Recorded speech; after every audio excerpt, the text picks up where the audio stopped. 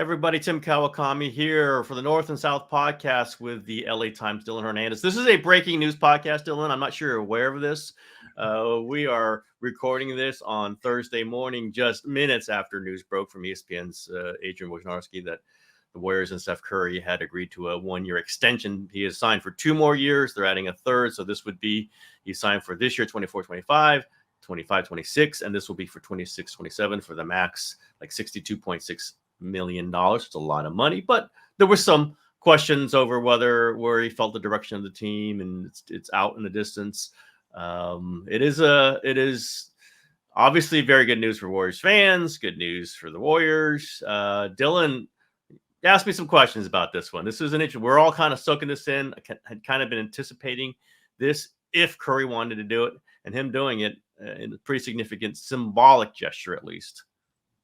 I mean, look. We saw him in the Olympics. He was great. It's a lot of money. He was pretty good. He was pretty good at the Olympics. Is it $1 million for every year he's been on this planet? I mean, like in all seriousness, though, like I do kind of wonder, right? 3 years down from now, I get the sentimental part of it. Yeah, he will turn 40 at the end of this last extension. Yeah, because so he will what turn do you 37. kind of think about? You're kind of putting yourself in Lakers LeBron type of territory possibly with this, no? Yeah, but you know what? The Lakers had to do it with LeBron. LeBron is worth it. He's obviously a physical freak playing like this at age 40, maybe being the strongest, most athletic guy on the court in the Olympics at age 40. But even if Curry had not gone thermonuclear in the gold medal game, even if he hadn't looked so good in the semifinal, even while he wasn't shooting the ball in the previous games in the Olympics and even the run-up, it didn't matter. He's good. Like he's still good. And if he becomes 2% worse, 4% worse, whatever each year, it doesn't matter. He's worth it to them. He's worth it to the fan base. He's worth it to the league. And I don't think he's going to get dramatically worse, at least in the next 2 and probably in 3. He's still going to be a good player in 3 years. I don't think he's going to be this kind of player. And he's already, probably a little bit worse than he's been, say, 7 years ago. But shooting doesn't get old. Yeah. Shooting doesn't wear down. We've seen shooters continue to be very, Ray Allen was really good in the later stages. Reggie Miller was still, pretty good into his late 30s. Steph Curry is another physical freak. He's just maintained this, and his value to this franchise is slightly more than going to be $62.6 million, even when he's 40. He will start it when he's 39, the final year of this contract. He's worth $1 billion, or whatever number we want to come up to. He's worth for what he's done. You don't always want to pay somebody for what he's done in the past, but this is a salary cap league. They have been limited in what they could pay him, and anything else you can pay him is kind of reciprocal value, because he's been like, listen, this thing is worth $8 billion, whatever, and how much of that is due to Steph Curry? A whole lot of it. They built Chase Center. They've won 4 championships. Every second he's on the team, they are a contender to do something interesting. You want to watch every single game. All that means he's worth whatever you can sign him for. He is worth, this is, again, if there wasn't a salary cap league, what would you pay him? I mean, you could pay him $150 million and probably say, you know what, maybe he should get a little bit more. So the point was whether he would want to take it, because he could have gone another year and seen what the landscape was like, seen where the Warriors were like. And one thing I do, I hear it, obviously, when Klay Thompson leaves, oh my God, Steph's going to be mad. Or when they don't get Paul George, or they don't get Lauri Markkanen, they don't put Brandon Podziemski into a trade. Oh my God, Steph's going to be so mad.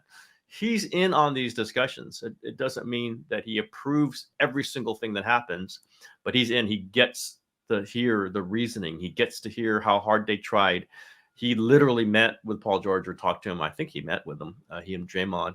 They're in on all this stuff. It's not like these things come from out of nowhere. They knew how unhappy Klay was on the team last season. I think they all, like me, thought it still would be, they'd all make up and Klay would come back. But they understood when Klay said, no, I want to try something new. It wasn't for lack of, the Warriors being a good place to be. So this is just a confirmation of that. I wasn't sure he was going to do this, but I was pretty sure that he would continue to be a Warrior for as long as the Warriors would offer him the most money they could, and they have done that. And he's back. And this. I always thought he would retire as a Warrior. I think this dramatically increases the odds of that. So probably was like 95% before. It's probably 99% now. Probably won't be with this contract. There'll probably be another contract after this. But when you're 40 years old, you're likely just keep tacking on 1 year at a time. Where LeBron did 2 years because he's LeBron. He's unbelievable. But this is a symbolic gesture, symbolic importance. But symbols are important. They're valuable. And Steph Curry is the reason this team continues to be relevant. It continues to be the ratings, the top ratings team. The reason why Chase Center has sold out, has sold all their sponsorships.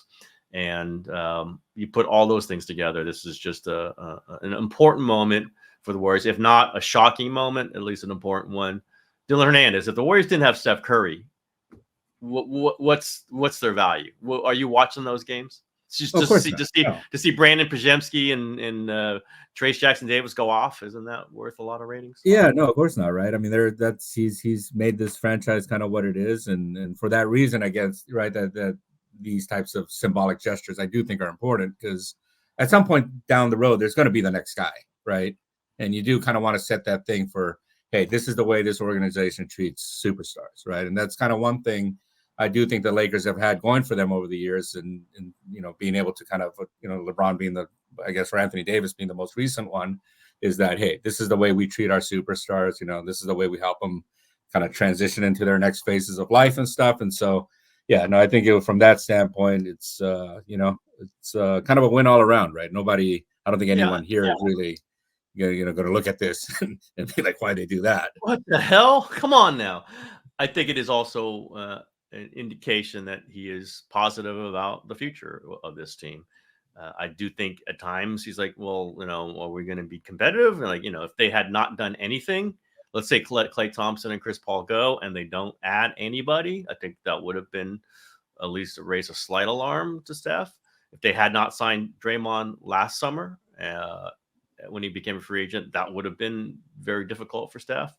If they hadn't hit with some of the draft picks, Pajemski and Trace Jackson-Davis last year for sure. Adding DeAnthony Melton and Kyle Anderson and Buddy Hield with some of that money that went away with Klay and Chris Paul. These things are important. It's not all this or all that, but he feels good. And then they've made these moves. He understands. Listen, if the moves go bad and they're a bad team, as he said over the summer to Chris Haynes, you don't want to be on a bottom feeder. I think maybe I forget who that was with, but I think that was with Chris Haynes. But they're not headed towards being a bottom feeder. They're headed maybe towards being middle of the road, possibly with aspirations to be a 3 or 4 seed. I think he'll take that. He understands that. He understands kind of the box that they're in, when they've been paying all this luxury tax and been in the second apron. They're now out of the second apron. They cannot even go in the first apron because they accepted a player back in a sign and trade. But this has been enough for him. He's seen the resources being poured in this team. He believes in Mike Dunleavy Jr.'s vision or Joe Lacob's vision or whoever else's vision. And he feels like he's a partner, and they made him feel like a partner, and that's important. So yeah, there's a very LeBron, parallels. And again, there's nobody like LeBron, maybe the greatest player of all time. Steph Curry is one of the players of this time. So you can't let one of those guys. There's the alarm bells going off there, but if you heard that, it's something else. I mean, maybe there's a Brandon Aiyuk. Who knows? We are in a newsy time in the Bay Area, Dylan Hernandez.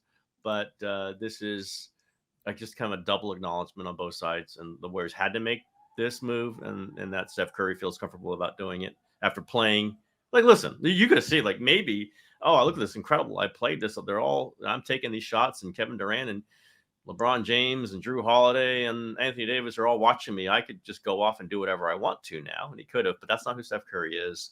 He's not that leverage guy. If I got a place that I like, having seen the bad times with the Warriors, which he did, he's seen some of the worst times and been the guy who turned it all around. There's real value in staying it out and being the guy who plays, the superstar who plays on one team. LeBron's gone another way. All credit to him. He's kind of made each franchise his own while he's been there. But Steph Curry's done the Tim Duncan, the Dirk Nowitzki, the Magic, Those are special players in the history of this league. And Jerry West, another one. Like, it just, you put down your roots and then you grow with the franchise, and the franchise grows with you. That's pretty important. All right, there we go. Another. Go ahead. Oh no, I was just going to say, right, and you really can't like buy that type of, whatever it is. LeBron isn't as nearly as beloved here in Los Angeles as Steph is in Golden State, right? I mean, and and part of it too is, I think, the ownership in this case, it's kind of like you said, right? It's okay, I'm here, I'm not going to play this leverage game, and then the owners don't feel bad about, with LeBron, wherever he's gone, there's always a little bit of tension there, right? Oh, yeah. He's kind of constantly threatening, and you kind of go through this song and dance every year of, okay, what do you do at the trade deadline and stuff. Here are kind of good vibes all around. There's another fairly remarkable athlete doing some remarkable things in LA here. A guy named Shohei Ohtani. I think we've talked about him a few times. Last night is his, bobblehead day night, and Decoy, his dog, goes out there and rolls the ball to him for the first pitch. Just amazing marketing stuff, amazing stuff. What he's his 43rd home run, whatever number he's 42, I think 42. We know that he's at 42. I don't think 45's ever been done, but is this guy, could he do 50-50? What's capable? What's out there for him? Yeah, it's funny, right? I mean, he can hit, he can pitch, he can run, he can, I talked to his high school coach years ago. He told me that he might have been like an Olympic swimmer had he stuck with swimming. Evidently, he was like a top 3 guy in his high school class. And on top of that, evidently, he can train dogs too, so I'm not really putting anything past this guy. I mean, I was shocked at like how, he was telling the media yesterday about how, he took the dog out a few times to the ballpark to practice, that thing. Roll so the evidently ball. He can do, yeah, he grabbed the ball with his mouth and ran it to the plate. We saw the high five thing back when he won the MVP, right? That was when the dog debuted. So he's got the high five down now. But yeah, he can train dogs. So I don't know, why can't he hit 50 home runs, right? I mean, I'm almost curious at this point, like, what is he bad at? I know he's like never like really played soccer, and I've seen him, because especially a lot of the Latin American guys like to take the soccer ball out to the outfield before games, and right. And he can juggle a soccer ball too, so at this point, I'd actually be really curious, like, what is he bad at? I think I asked him that once years ago, and he kind of talked his way around it, but I'm sure he's got to be, maybe checking his bank account, right? Yeah, I was gonna say, monitoring his shared bank account with his interpreter, he's pretty bad at. But he was excused for that, by the way. The MLB officially is excused for that. Other than that, it is pretty amazing that the controversy that was going on. This was during the regular season, right? They opened the regular season, and then this all erupted.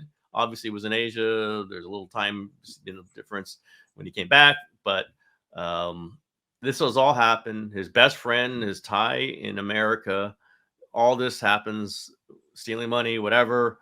And then Shohei Ohtani goes out, and without being able to pitch because he's injured, he puts up this monster offensive season that's still going with numbers that we've never seen before. The stolen bases, I think we've talked about. It's just amazing. I'm going to go steal a lot of bases this year. Like, there's something remarkable when elite athletes just go, you know what, this one thing that I haven't been doing to my best ability while I'm doing all these other things great, I'm going to go do this now. And see, like, we see lots of, players who I think are faster than him who don't steal bases. The Giants have a bunch of them. They just don't steal bases. Jung-Hoo Lee, very fast player, does not steal bases. Even before he got hurt, does not steal bases.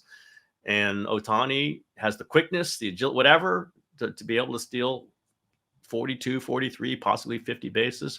That's remarkable. It just tells you the level that he's at is just 2 or 3 above everyone else. And there's some other players having great seasons, but it's just not him. And then if he starts pitching, I've said this before, why would he really start pitching? I don't know. Could only get hurt again. Maybe that lessens what he can do on the field. And he's worth $700 million on it. He's worth $1 billion on the field, hitting and just being a DH. He's worth it. Do you see the value? Do you see the interest in him being a pitcher next season?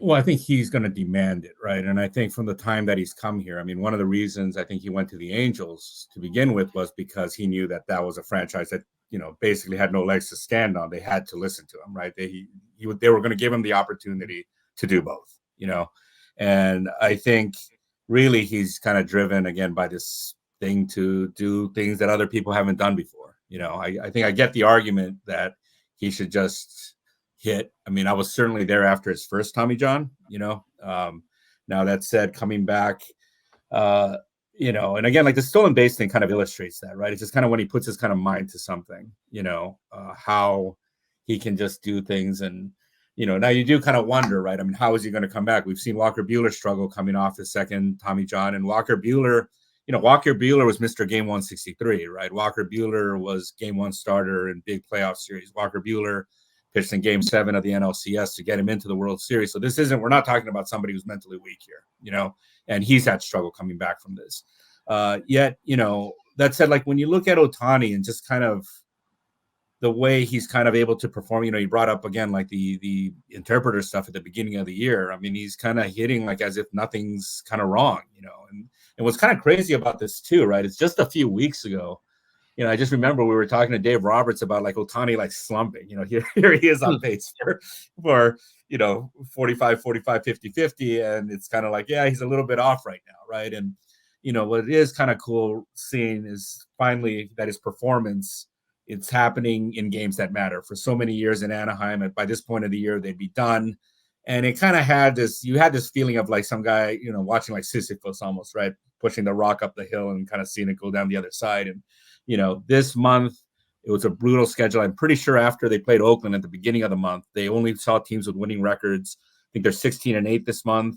Now right. And, you got Arizona and the Padres, they seem to like never lose. And so somehow the lead has even shrunk. I think it's down to 3 games now over Arizona. Arizona's right there. And so the fact that this is kind of happening in this type of thing, and ultimately I do think that with baseball, right, this is happening less and less now as, the teams are kind of going to bullpen heavy strategies, but the pitcher kind of controls the game, and I do think, personally, I kind of want to see, now we're seeing Ohtani right now perform as a hitter in these games that matter.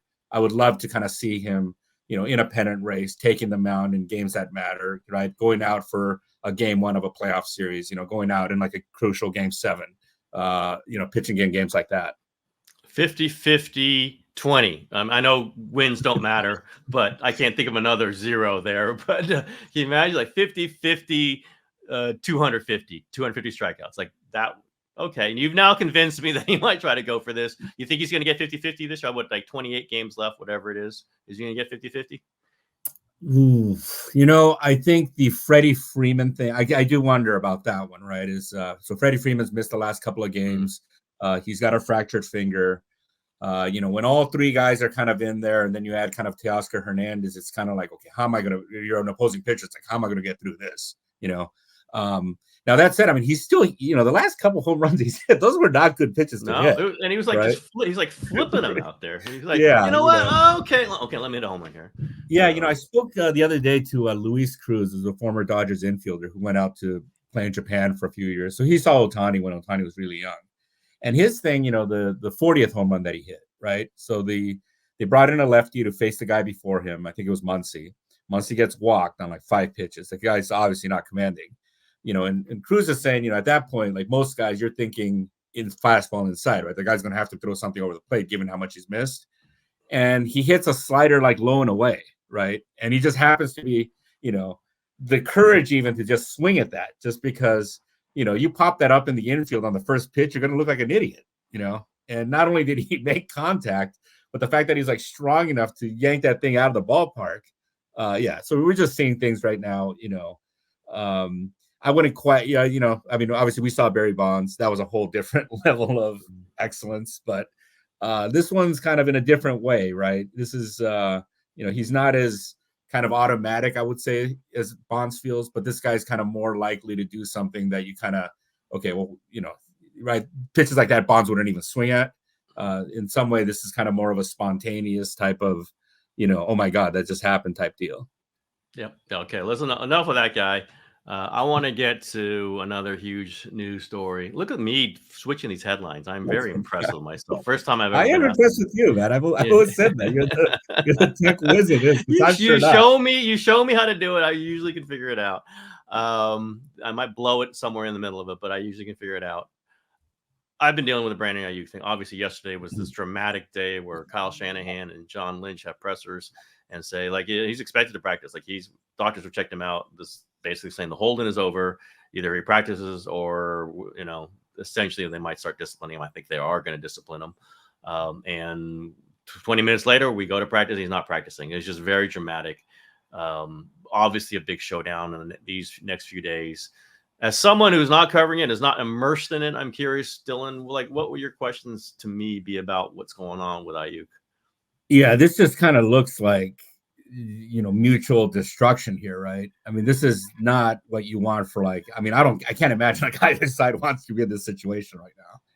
Either side, yeah, either side, right? I mean, because ultimately, and again, we saw like a Melvin Gordon thing, with the Chargers a few years ago, where basically that led to him losing his job to Austin Eckler, right? And his career wasn't the same after that. You don't want to be the team always kind of has the leverage at the same time. The leverage I guess Aiyuk had was that these guys were Super Bowl favorites, right? Or one of them for sure. And from both sides, this just looks terrible. I mean, what are like the vibes out there like? I mean, I is this think reparable? it's a little weird because Ayuk's been around. I think maybe this gets him out. I think it's hurt actually that he's been around. It was kind of seen as a sign that there was something decent happening towards a contract, but I think it actually made it worse. I think his comments on social media and on podcasts have hurt. I would say the 49ers don't have to take that all seriously, but they have. And, the bro hugs with Shanahan to make sure he gets it on video. I think the 49ers are really not like that. Talking to John Lynch during practice so everybody sees it, the 49ers have felt like props, and they don't want to feel like that. And they were willing to tolerate this. Oh, my back hurts. That's why I can't practice. Don't find me. I'm here. But my back hurts, so I can't practice. And they're like, we just cut to 53. Somebody got cut who might have, we could have played if you're not going to play on week one.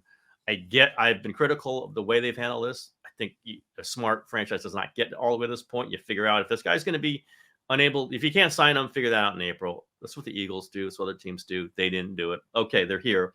They've got to know if he's going to be there for week one. Like they got to know. I thought it was going to happen over the weekend. Should have written something earlier, but I was waiting for the weekend. That Monday first practice of the new week really was what I was eyeing. But I get them doing it now. They want it decided before they start game planning for serious, which would be the practices next week. And they need to know. And I don't blame them. Now, I think they could have been offering more money. I think they could have been more decisive, but I don't blame them for this. I think this is like the second to last step. Now, Aiyuk either holds out and then they negotiate with him as a holdout, which he doesn't count against the roster, and maybe they don't have to plan for him to be in week one because the uncertainty is worse than knowing if he's out or you need to know. If they know, then he starts getting the hits on the holdout. They don't plan for he doesn't get the game check for game one, or at least have to think about that. And then he has to decide whether he's going to come back in at some point and play just to get that contract to count. He has to play 6 games, or he just holds out the whole thing, I think. And that's when the penalties become on him. He starts missing game checks. This is almost $1 million a week. He starts atrophying as an athlete, right? He hasn't practiced since the Saturday before the Super Bowl. That's he has not done anything on the field with his teammates since then. He might be atrophying now. He might be a less valuable player now. That's why I think, trade him now. Like, I don't know. If I'm the Pittsburgh Steelers, what am I going to get with this guy? I don't know. And I'm going to have to pay him, like the longer this goes, the less value is on the trade market. The only player who ever got a lot of in the trade market was Khalil Mack with the Raiders. And that was a whole other thing. He's a, pass rusher who just has to go chase somebody. He doesn't have to work with anyone else. You guys have worked with a quarterback. These are issues that every team is going to have to think about, which the 49ers too. Like, is he becoming less valuable to them right now? Because he might not be there for week one. Like, if they sign him Monday, I don't know if he's playing Monday, the next Monday night opener. I get that they need to know. I get that. Now, how this all happened and how he's acted and how they've acted. It's been, it's been a brinksmanship. It's been a pissing contest, really. And the 49ers didn't need to get into this, but I understand part of the human nature is they're mad at him. And they needed to make this real. It's been too much passive aggressiveness, and now it's just aggressiveness. I get that part of it. I would have been there a long time ago, but they're doing it now. Let's see the next, by Monday, we probably will know if he's going to be playing the opener or not. And if he misses the opener, he's probably going to miss week 2 also. And he misses week 2 and week 1, he might miss week 3. Like, then it really starts to get really bloody.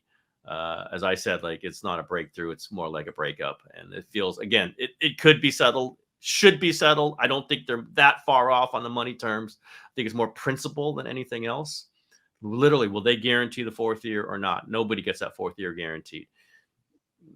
We'll have to see. But I get that this had to happen.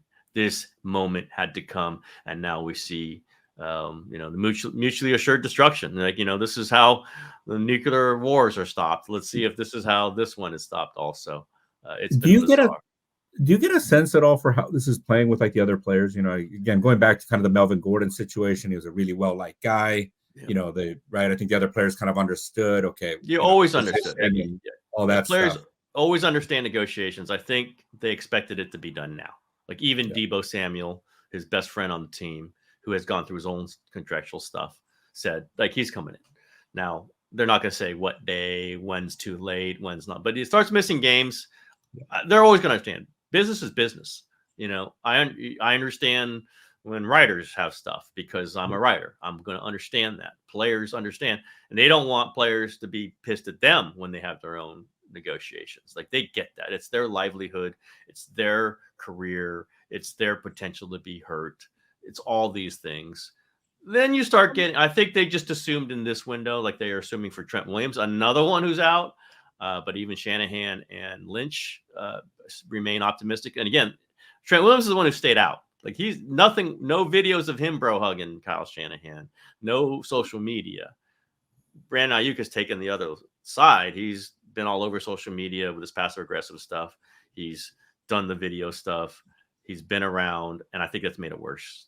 So I think players completely respect Trent Williams because he's a Hall of Famer. Like, it is status too, right? It's like, what have you done? What have you achieved? And can we imagine if you report on Monday, are you going to be ready to go? I think everyone, is Trent Williams going to be 100% of Trent Williams for the Monday night game on September 9th? Maybe not, but he'll be close. He's got the pelts on the wall. And Brandon Aiyuk, different position, is going to be very hard for him to be ready to go on September 9th. Very hard. But we'll see if one of them is out or both of them are out and they lose September 9th, it turns, right? It's not going to be all on them. It's going to be 49ers. Why couldn't you make this right? Like, people have asked me if the Williams and Aiyuk negotiations are related. I don't really think they are in the 49ers mind, but if I'm Brandon Aiyuk and I'm out and Trent Williams is out, you can say, like, this, we're on the same, look, other teams they're all their guys in. Why are us two of the, like, 3 remaining holdouts, maybe 4, Reddick and Jamar Chase, if you count Chase, are both on the 49ers. Like, why is that happening? There's power in that. Once Trent comes in, less power for Brandon. I mean, if he really has any, we'll see. It had to come to this, and it's there. Dylan Hernandez, as you watch this and following the Rams, are the Rams going to win the NFC West now? Look, yeah, I don't know. I'm not quite sure about that. Headlines, man. I'm so happy with these headlines. Yeah, we'll put it this way. Somebody recently over there was talking up Jimmy Garoppolo. So again, you got a banged up offensive line. You got a quarterback who, again, is older, had his recent history of, like, medical stuff himself. I think that they're very much still at this point kind of in a wait and see type mode. Okay. I think that they are optimistic about the offense. I think they're, like, looking around to kind of see, okay, what are we really defensively, right? Because that's the thing. They don't know. No Aaron, They don't and know. no Aaron Yeah, Donald. that's the thing. Aaron Donald, I keep saying this, but he was taking up like literally like every single play, 2-3 blockers, right?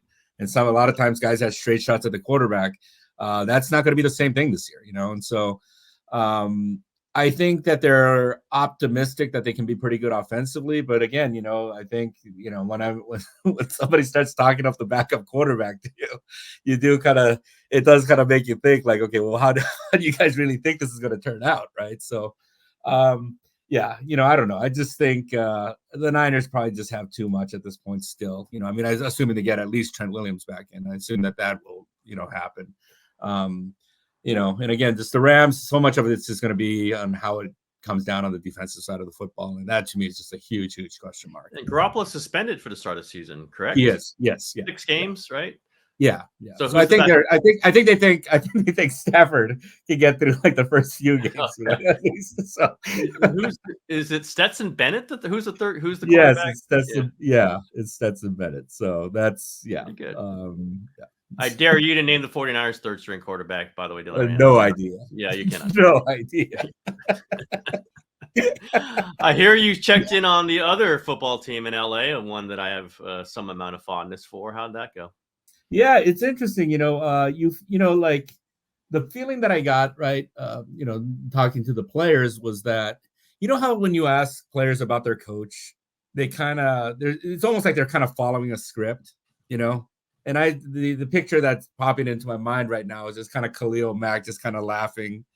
And I think the feeling I get is that these guys genuinely like Harbaugh now, right? And because they feel they can kind of like laugh and even kind of make fun of him and kind of like share how they actually feel without getting in trouble, Like that was kind of the impression that I got, was every guy that we asked Harbaugh about was very kind of like, actually that was when they loosened up the most, They kind of talked about how, I think what they like is the fact that all the expectations are just kind of there, right? He doesn't, everything that he says it in front of the whole team. So everybody knows like what you expect, And, now the one thing that they do find kind of unpredictable and what's kind of funny, right, is obviously, this well, is once he kind of starts rambling, you just have no idea where that's going to end up, So while the stuff on the field is very predictable, the rhetoric is kind of like, unpredictable and interesting in that sense. And there's just kind of this new different, and I think you would hope from that, right? If you're paying a guy $16 million a year.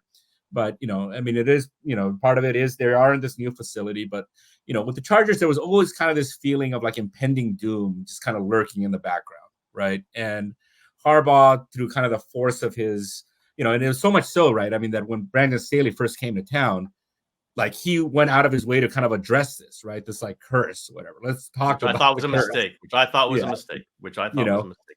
Man. And I think Harbaugh just kind of just kind of the force of his personality, he's become right. You kind of talk about the vibe in that stadium. Or the practice facility right now. He's the vibe, So I think again, we're ultimately whether they win or lose, I think a lot of it's going to kind of come down to personnel. I think they have a fairly favorable schedule. I could see them winning 9 or 10 games. But I think regardless of how it kind of turns out, there is this kind of feel and there's a trust in Harbaugh, I think, where however things turn out this year, we're going to be kind of moving in the right direction, right? And things are going to kind of get done. I think there's a certain focus. What I was told was that all the drills that they do, everything kind of seems more purposeful, right? Everything is done with like a specific purpose. Everything's kind of you don't have guys just kind of standing around laughing maybe as much as they have in the past. So, I think that's kind of going in the right direction. I think, and again, that's going to be especially important, those types of feelings, if things don't work out right away, right? Because if things kind of hit a stall a little bit, maybe don't quite they don't get off to the start that they necessarily want. That's going to be big, I think, in, helping change this franchise eventually to be winners. I think it's pretty amazing that I asked you a question about that team and you talked for 5 minutes and neither one of us mentioned that it was the Chargers. So I'll just put that down. We're talking about the Chargers there. I just want to. You like your story, by the way. Oh yeah, I heard from him. What, you heard that from him, or you heard that from? Yeah. Yeah, I was talking to Josh, and we were Josh Ruprecht, the PR guy, before, and yeah, that was funny. I mean, I could say that. I went down there and it was not a great mood for Jim Harbaugh. You and I talked about it, but I know the guy, and things are communicated even sometimes when the words aren't great. But I did sit down and talk to him, wrote the piece, and then I didn't feel great about that whole thing, but I know him, and I appreciated that you liked it and others liked it, but it wasn't like my normal podcast. Even my normal podcasts with him are normally much more conversational. But then I got a text from Jim Harbaugh saying that he had heard, he had not read the column, but he heard that it was a good column. And that he and I always understand each other, which we do. So, but it's just a unique relationship, Dylan, as you pointed out. Harbaugh and I get each other. Sometimes it's not the greatest conversation. Often it is, and I'm okay with that. And he's okay with that too. And it's an interesting place to be with anybody, but somebody who's certainly as influential and significant, and somebody that everyone talks about. It's you kind of want to be that, right? You want to get on the same rhythm as somebody that important and somebody that interesting. And I'll say the interesting is more important than important. God, I just said important a lot of times, because if you're interesting and you're not known, you're going to get known. If you're known and you're uninteresting, you'll become unknown pretty soon. I'll go with the interesting person there. And that's why Harbaugh has lasted, because he does stuff. Things happen around him. Teams get better around him. There's a reason for this. So, all right, Dylan, we always end up with Harbaugh. I'm good with that. Ohtani, Harbaugh, Curry, Aiyuk. I think we hit some things here today. All good. And Dylan cannot name the 49ers third string quarterback. So who is it, by the way? Well, it's Josh Dobbs and Brandon Allen are competing for this 2-3. So I'm sure you've really been in touch with that battle, because I wrote about it a little while ago. And I am always. Oh, you liked one of the guys? Yeah, Josh Dobbs. He's really interesting. Yeah, okay. I've liked him liked him from last year. Like he does stuff that's not necessarily Shanahan style stuff, but kind of a backup who kind of move around and improvise with headiness. I think he's smart too.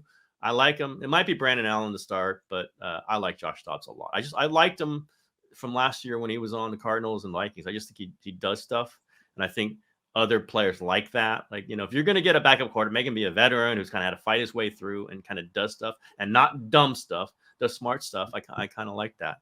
And I do watch Stetson Bennett a little bit because I know Kyle Shanahan really liked him. He didn't draft him, whatever, but like coaches like him. Like he does, interesting things on the field. Obviously, great career at Georgia. Has had an up and down a couple years with Rams, clearly. But I'm watching him. So, Dylan Hernandez, start watching backup quarterbacks. That's what I advise to you. It's always important. All right, everybody. All right, thanks. The show for today. Breaking news stuff. I always appreciate that conversation. And off we go into next week. And I did the headlines. Really, really, really, non-screw it up way. I appreciate that too. See you guys.